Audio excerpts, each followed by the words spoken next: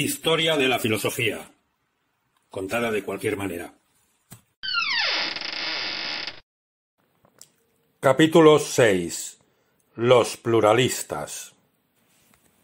Como ya dijimos en anteriores capítulos, los primeros filósofos griegos pensaban que todo procedía de un elemento primigenio al que llamaban arjé. El problema estaba en que no se ponían de acuerdo en qué elemento era ese. Tales de Mileto afirmó que el arjé no era otra cosa que el agua.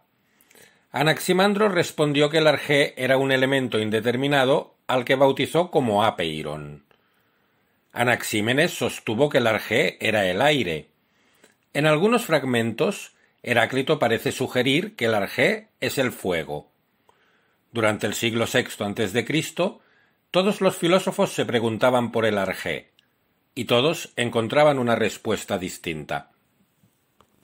Pero hete aquí que un siglo más tarde, en el V a.C., algunos pensadores avezados alumbraron una idea en la que nadie había pensado hasta entonces. Tal vez no existía un solo arjé, sino varios. A los pensadores que defendieron esta tesis les conocemos con el nombre de pluralistas. Uno de los pensadores pluralistas más importantes se llamaba Anaxágoras y nació, más o menos, en el año 500 a.C., en la ciudad de Clazómenas, en la actual Turquía.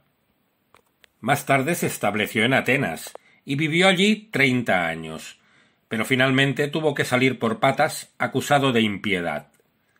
Y es que al hombre se le había ocurrido decir que el sol era una masa de hierro candente y que la luna era una roca que reflejaba su luz. Alguien tenía que poner a ese idiota en su lugar. Después de escapar de Atenas, Anaxágoras marchó a la ciudad de Lámpsaco, cerca de Mileto, donde acabó sus días. Siguiendo la costumbre de la época, Anaxágoras escribió un libro titulado Sobre la naturaleza, del que han perdurado solo unos pocos fragmentos. Y como suele ocurrir con los presocráticos, conocemos su pensamiento gracias a los comentarios de autores posteriores, especialmente de Aristóteles. Para explicar la pluralidad que observamos en el mundo, Anaxágoras supuso que todo está formado por una mezcla de lo que llamó espermata, es decir, semillas.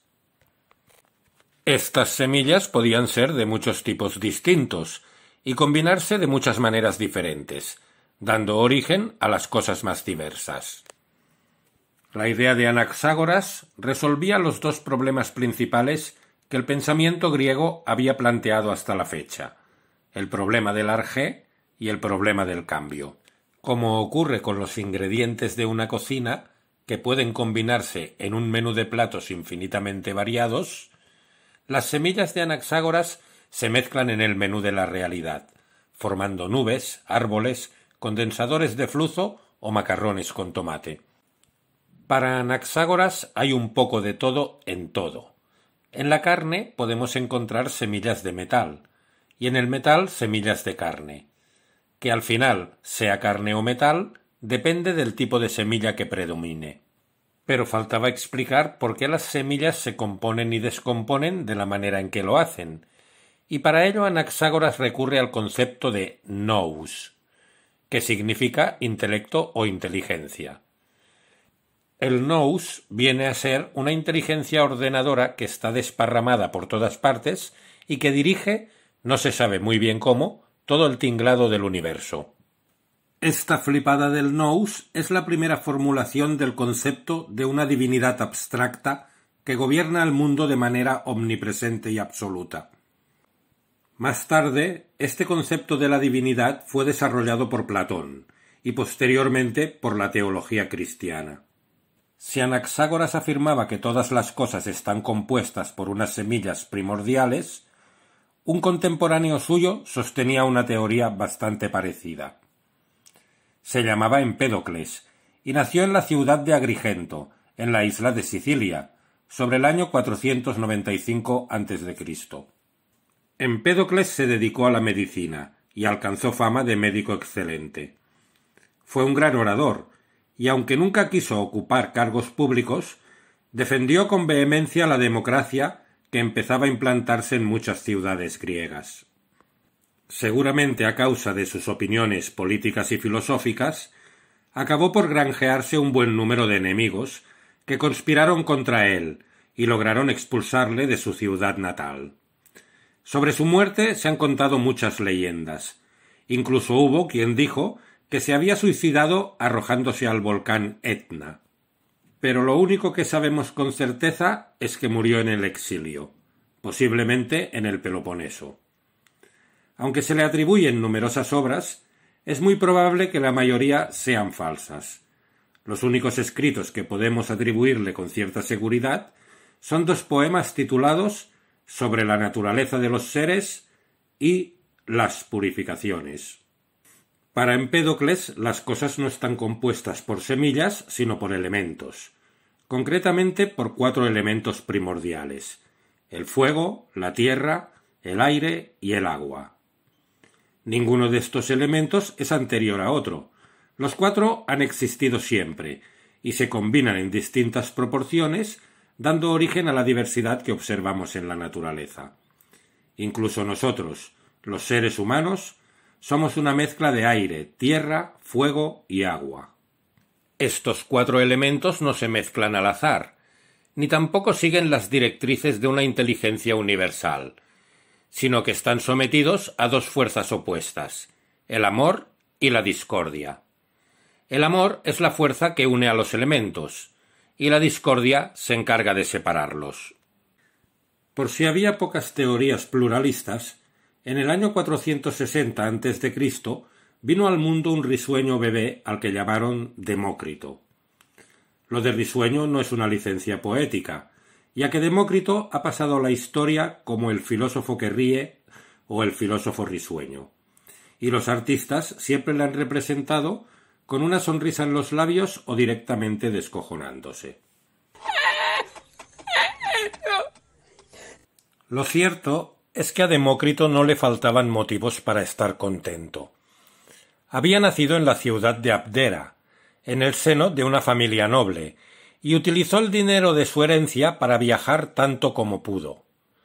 Se dice que estuvo en Persia, en Egipto y en Mesopotamia, e incluso hay quien afirma que llegó a la India.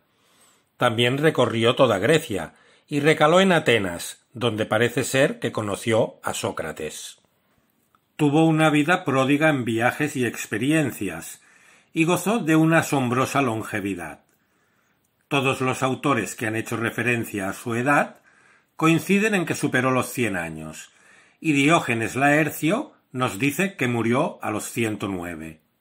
Se dice que Demócrito fue discípulo de un tal Leucipo, pero las referencias que nos han llegado de su maestro son tan escasas y poco fiables que algunos, como el filósofo Epicuro, han dudado de su existencia.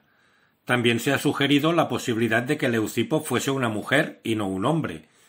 Pero existiera o no, fuera hombre o mujer, a Leucipo se le atribuye la idea de que la materia no se puede dividir infinitamente en fragmentos más pequeños.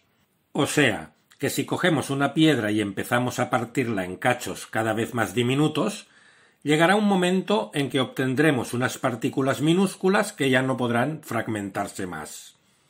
Unas partículas indivisibles.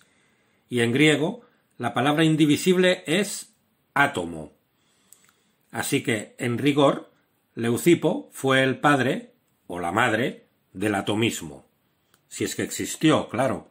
Sin embargo, fue Demócrito quien desarrolló la primera teoría atomista de la que tenemos conocimiento, aunque no alcancemos a distinguir qué partes de esa teoría corresponden al maestro y qué partes al discípulo. Para el risueño Demócrito sólo existen los átomos y el vacío. Los átomos son eternos e indivisibles, como lo era el ser de Parménides, y se diferencian en forma y tamaño, pero no en cualidades internas. Los átomos se mueven por el vacío y chocan unos con otros según sus respectivas trayectorias. Pero debido a sus distintas formas, hay algunos que encajan entre sí y otros que no, como las piezas de un puzzle. Por este motivo, las formas que observamos en la naturaleza son regulares. Hay caballos y hay personas, pero no encontramos nunca una criatura que sea medio caballo y medio persona, porque esa combinación de átomos es imposible. No existe ninguna inteligencia universal que ordene los átomos, ni tampoco hay fuerzas misteriosas que los unan o los separen. Al reconocer únicamente la existencia de los átomos y el vacío, Demócrito se convierte en el primer filósofo materialista, lo cual tiene bastante mérito, porque el materialismo ha sido un postulado que ha perdurado hasta nuestros días y que ha tenido una gran importancia en la historia del pensamiento. También puede decirse que es el primer filósofo determinista, ya que lo que ocurre en la naturaleza está únicamente determinado por las formas y las trayectorias de los átomos.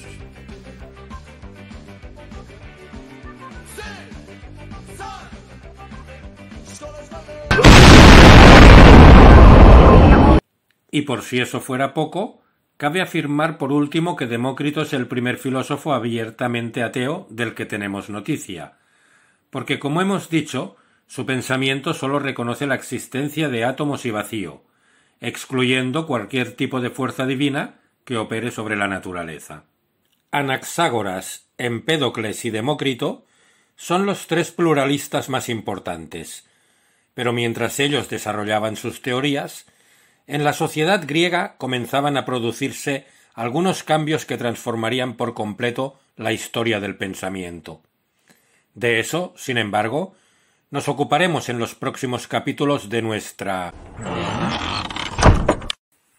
Historia de la filosofía, contada de cualquier manera.